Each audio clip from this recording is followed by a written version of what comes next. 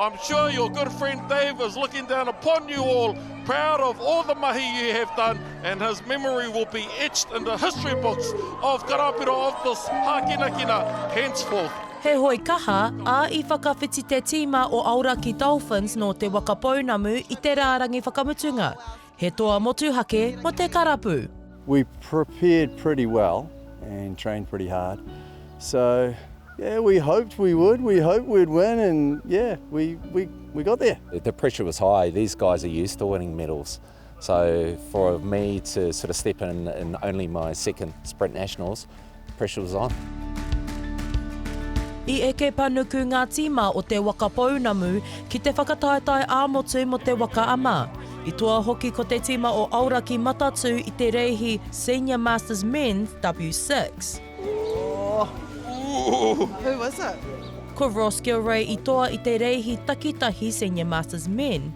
Me tana whakahonore I ngā reihi katoa ki tana hoa kua riro atu ki te pō, arā ko David Van der Geest. A good friend of ours passed away 2 weeks ago on New Year's Eve, and he was part of our Aoraki Matatū team in London when we won gold at the World Champs. So he was part of our six-man boat, so we dedicated this Nationals to him.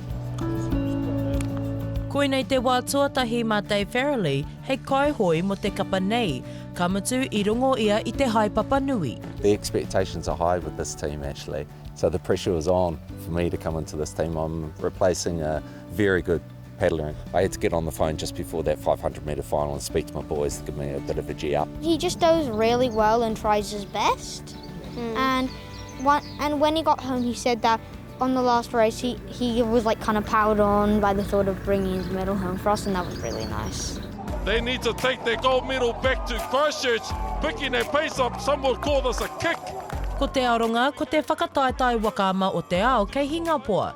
He oi, he hiahia no tēnei tīma kia hoki mai te kaupapa ki Aotearoa. We'd love to have it at Karapiro on our home tour. And Karapiro is probably the premier Waka Ama place in the world. The lanes are perfect, the weather's good. Yeah, it's the place to have it, so it'd be really nice if it came back home.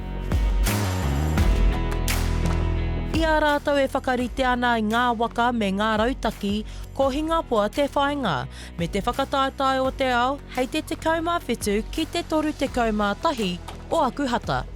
Shakayla Andrews Alapaki, Tahu News.